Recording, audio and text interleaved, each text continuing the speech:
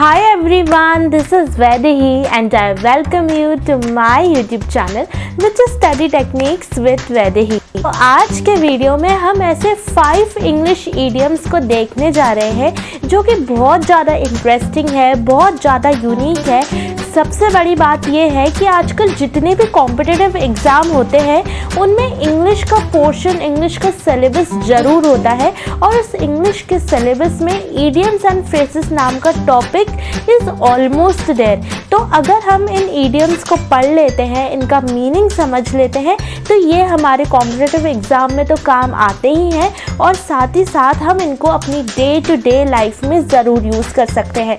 तो आज मैं आपके सामने 5 इंग्लिश इडियम्स देने जा रही हूँ, उनका मीनिंग और उनके सेंटेंसेस मैं आपको बताऊंगी। और जो हमारा फर्स्ट इंग्लिश इडियम है वो है इन डोल्ड्रम्स। इन डोल्ड्रम्स इडियम का मतलब होता है उदास होना, डिप्रेस्ड फील करना या फिर किसी भी संकट में होना। Generally it is a period of being sad और बीइंग बोर्ड और you are feeling a lack of energy. Basically अगर हम इसका सिंपल मीनिंग समझें तो इसका मतलब होता है उदास होना। अगर हम इसको थ्रू सेंटेंस समझें तो इसका एक सेंटेंस जैसे कि I have been in doldrums because of my last low performance in my final exams, या फिर I don't know why but I am in doldrums today. तो आई होप कि जो डोल्ड्रम का मीनिंग होता है, जिसका मतलब होता है उदास होना, आप इसको अपनी डे टू डे लाइफ में जहाँ पे भी उदासी हो या फिर लो एनर्जी हो या फिर आप बोर हो रहे हो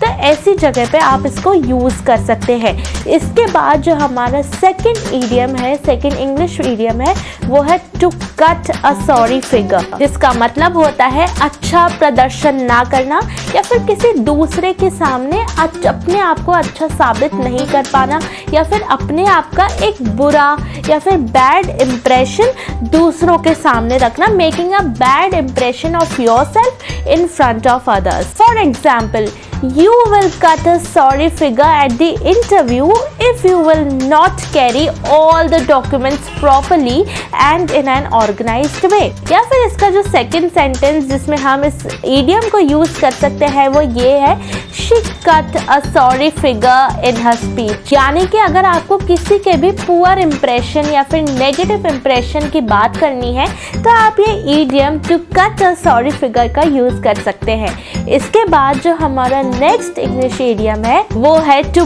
ब्रेक द आइस। अब यहाँ पे आइस को नहीं तोड़ना है। To break the ice idiom का मतलब होता है चुप्पी तोड़ना।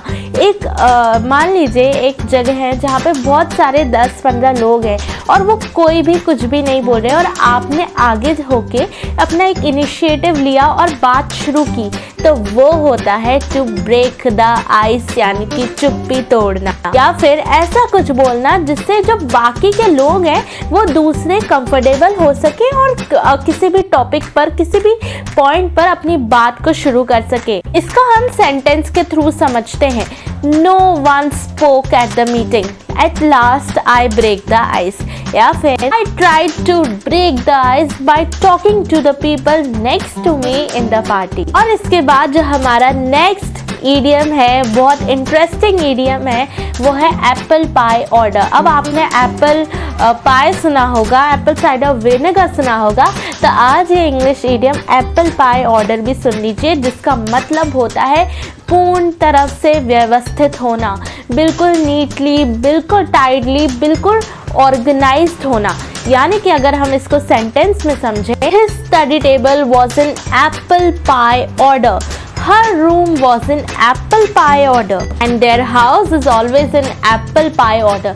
तो कहीं पे भी अगर आपको किसी भी चीज़ के बारे में व्यवस्थित बोलना है कि ये चीज़ बहुत ज़्यादा व्यवस्थित है, ये बहुत अच्छी तरीके से नीटली ऑर्गेनाइज करके रखी गई है, तो वहाँ पे आप ये वाला English idiom apple pie order का यूज़ कर सकते हैं। और इसके बाद जो हमारे वीडियो का लास्ट इंग्लिश इडियम है वो है फेयर एंड स्क्वायर, जिसका मतलब होता है ऑनेस्ट। ईमानदार एंड विद एब्सोल्यूट एक्यूरेसी। अगर हम इसको सेंटेंस के थ्रू समझे तो अगर आपको किसी के लिए भी ऑनेस्ट का वर्ड यूज करना है तो आप ये ईडियम का यूज कर सकते हैं। She is very fair and square in all her dealings, या we won the match fair and square. तो आई होप कि ये जो इंग्लिश ईडियम्स हैं ये आपको बहुत ज़्यादा यूनिक लगे होंगे, इंटरेस्टिंग लगे होंगे। इनका यूज़ आप अपनी डे टू डे लाइफ में ज़रूर कीजिए। ऐसे इंग्लिश ईडियम्स की या फिर इंग्लिश से रिलेटेड बहुत सारे टॉपिक्स ऐसे हैं जिनको हम इजीली कवर कर सकते हैं, तो वो वीडियोस आती रहेंगी, आप उन्हें देखते रहिए और मैं मिलूँगी आपसे बहुत जल्द अपने ऐसे ही एक नए वीडियो के साथ। Till then bye and do take care.